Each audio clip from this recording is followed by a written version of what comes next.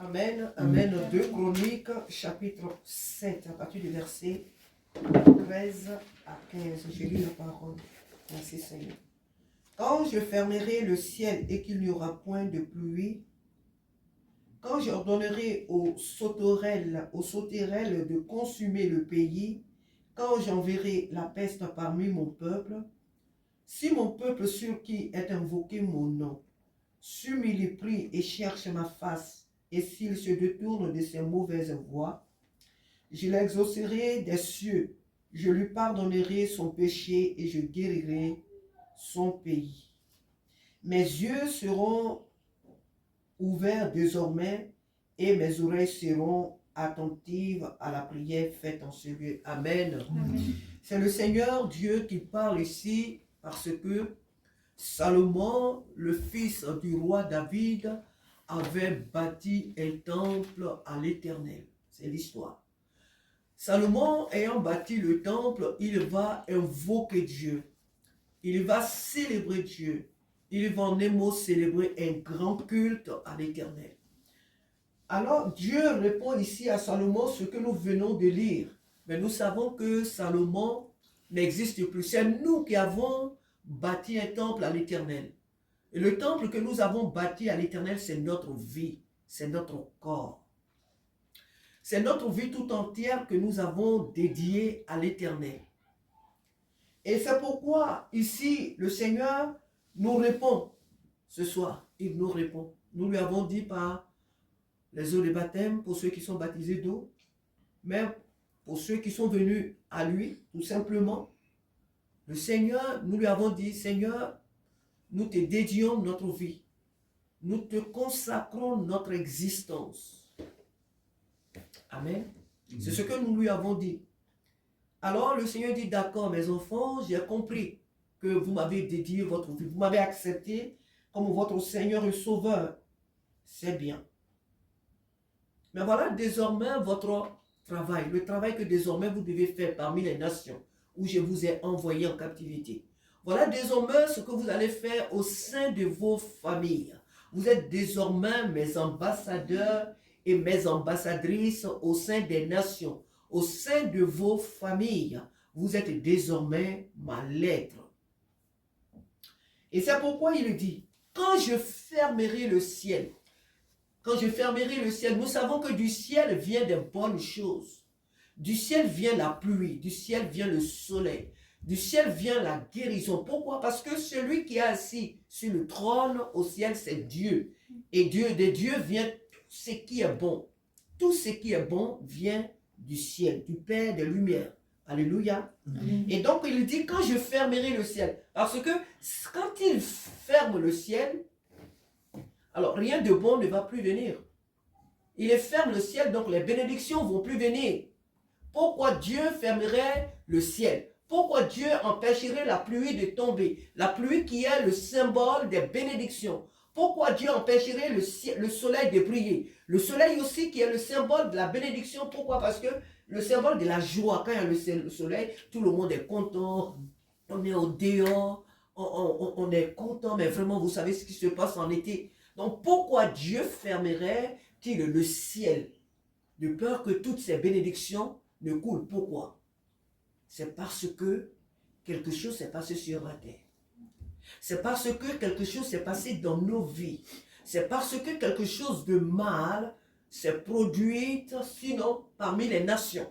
Alors Dieu se met en colère. C'est de ça qu'il parle ici. Il dit, quand je fermerai le ciel et qu'il n'y aura point de pluie, ça veut dire qu'il n'y aura point de bénédiction. Il dit, quand j'ordonnerai aux sauterelles de consumer le pays. Les sauterelles ici, c'est l'image des esprits mauvais. La malédiction qui vient ronger ta vie, qui vient empêcher la vie des nations de prospérer, qui vient empêcher les familles de rentrer dans leur destinée. Donc il dit, quand j'enverrai les sauterelles de consumer le pays, en un mot, ce sont des malédictions. Quand j'enverrai la peste parmi mon peuple, la peste, nous l'avons vu tout récemment. Ici, tous ici, nous avons connu le coronavirus. Mais il y en a plus. Il y a des maladies plus graves que Corona qui sont sur le point d'entrer dans le monde, qui sont même là déjà. Les gens parlent souvent du cancer, mais il y a des maladies plus graves même que le cancer.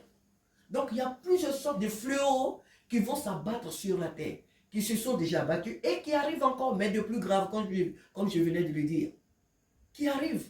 Alors Dieu dit, quand j'enverrai la peste parmi mon peuple, mais pourquoi parmi son peuple? Parce que son peuple, il vit sur la terre. Son peuple n'est pas encore au ciel. L'Église est encore sur la terre. L'Église fait partie encore des êtres humains sur la terre ici. On fait encore partie des païens, même si on n'a pas la même vie qu'eux, mais on vit la même vie à peu près. On va au travail ensemble, on va à l'école, on est dans les mêmes universités partout. On est dans les mêmes bâtiments. C'est pourquoi il dit, quand j'enverrai la peste parmi mon peuple. Amen. Parmi mon peuple, il dit, si mon peuple sur qui mon nom est invoqué, si toi et moi, qui nous disons chrétiens, chrétiennes, si toi et moi, au sein de nos familles, au sein de nos nations, qui nous disons enfants de Dieu, lorsque nous voyons ce qui se passe à travers nos familles de mauvais, lorsque nous voyons ce qui se passe à travers les nations, au lieu de prendre des téléphones pour faire des vidéos, pour mal parler des chefs d'État, pour mal parler. Ah, il y a un homosexuel là-bas, ah, ils sont mauvais. Ah, dans ma famille, il y a des sorciers. Ah, mon père est sorcier, ma mère est sorcière. Ah, c'est mon oncle là qui nous empêche de prospérer. Ah non, c'est le chef d'État qui gouverne mal. C'est pourquoi. Bien sûr, ce n'est pas que c'est faux ce que tu dis. C'est certainement vrai. Mais Dieu ne veut pas que nous prenions du temps à murmurer, à nous plaindre. Parce qu'il a dit dans sa parole quelque part que qui départ ses plaintes, ses murmures peut ajouter une coudée à la durée de sa vie. Donc au lieu de nous plaindre de la mauvaise gouvernance de nos chefs d'État, au lieu de nous plaindre de ce qui se passe autour de nous des négatifs, au contraire, cherchons plutôt la face de Dieu.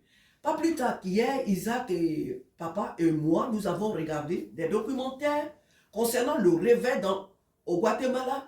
On a regardé des documentaires sur le réveil spirituel. Dans ces lieux-là, c'était l'abomination à son comble. La drogue, la prostitution. Mais on ne peut pas compter l'alcool. Cette ville-là a été assujettie par Satan. Mais lorsque l'homme de Dieu et une petite équipe se sont mis à l'écart pour chercher la face de Dieu, jeunes gens, Dieu s'est puissamment manifesté dans la ville.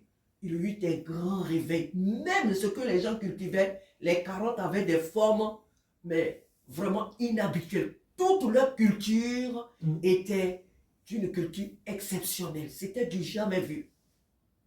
Dieu nous attend, nous, pour bénir nos nations. Dieu nous attend, nous, pour bénir nos familles. Ne nous plaignons pas. C'est vrai que nous sommes des hommes. Il peut arriver que ce qui se passe nous fasse tellement mal au point, à tel point que nous nous mettons à, mais ressaisissons-nous. Il faut que chacun de nous se dise que, mais attends, c'est vrai que dans ma famille, il y a tel problème. C'est vrai que dans ma nation, il y a tel problème. Moi, je suis un enfant de Dieu. Et la Bible dit que je suis la lumière du monde. Je suis le sel de la terre. Donc, qu'est-ce que moi j'ai fait? Au lieu de passer mon temps à critiquer, ah, dans mon pays, c'est comme ça, ah, dans la pauvreté, ah, au lieu de me plaindre, qu'est-ce que moi j'apporte? Puisque moi, je suis la lumière du monde, je suis le sel de la terre, qu'est-ce que j'apporte? Le Seigneur nous dit ce soir que si on se lève, son désir d'abord, Dieu, son désir premier n'est pas de frapper les hommes. L'enfer n'a pas été créé pour l'homme. Dieu ne se précipite jamais à frapper une nation. Sinon, de frapper une nation, de frapper une famille, de frapper une vie. Le désir de Dieu, c'est que l'homme se repente de ses mauvaises voies et qu'il vienne à lui pour être sauvé. Donc, ce soir, certes, nous voyons ces choses-là autour de nous et ça fait mal. Et ça prend de jour en jour de l'ampleur, le mal que nous voyons. L'injustice. Mais nous devons chercher, nous qui nous disons enfants de Dieu, notre rôle, c'est de nous tourner vers Dieu pour que le Seigneur sauve nos familles, sauve nos nations. Alléluia. Dieu veut écouter nos prières. Dieu a soif de nos prières pour changer les situations de nos familles, pour changer les situations de nos nations. Dieu attend que nous nous approchions de lui pour qu'il puisse, alléluia, restaurer nos nations et non les frapper. C'est en cela que se résume le message de ce soir. Il dit, j'exaucerai quoi? Il dit, désormais, qu'est-ce que je ferai? Il dit, si mon peuple, ceux qui ont invoqué mon nom, s'humilie, ça s'humilie, c'est le jeûne et la prière. Prie et cherche ma face. Il dit, et s'il se détourne de ses mauvaises voies, je l'exaucerai des cieux. Alléluia. Je lui pardonnerai son péché et je guérirai son pays. Nous voyons ici que quand tu lis le passage, tu croirais que c'est le peuple de Dieu en lui-même qui a péché. Mais comme on Néhémie, quand il va prier, Néhémie, il prie et il s'inclut lui-même. Il dit, moi et mes pères, nous avons péché. Donc, à partir du moment dans nos nations que nos nations font le mal, ne croyons pas que nous sommes dissociés de ce que font les gens au dehors. Non, c'est que les gens font dans nos familles. Eh bien, puisque nous ne faisons pas ce que nous devons faire, Dieu nous regarde aussi comme étant coupables de tout ce qui se passe. Et c'est pourquoi le Seigneur dit ici, mon peuple s'humilie, prie et cherche ma face. Il dit, je l'exaucerai des cieux, je pardonnerai son péché et son pays, plutôt je pardonnerai, oui, plutôt son péché, et je guérirai son pays. Il dit, mes yeux seront désormais ouverts et mes oreilles seront attentives à la prière faite en ce lieu, parce que Dieu n'exauce pas les pécheurs, il exauce ceux qui ont le cœur de le chercher, ceux qui marchent dans la sanctification. Que Dieu nous aide ce soir à nous tourner vers lui et à ne pas juger. Nos chefs d'État, ne les jugeons pas. Ne jugeons pas les gens qui font tant de mal autour de nous, même si ça nous énerve, ressaisissons-nous et apportons-les devant Dieu, parce que c'est notre rôle sur cette terre. Nous ne sommes pas là pour les condamner, parce que Dieu lui-même ne les condamne pas. Il attend que nous on crie à lui pour qu'il puisse les changer. Amen. Que son nom soit béni. Amen.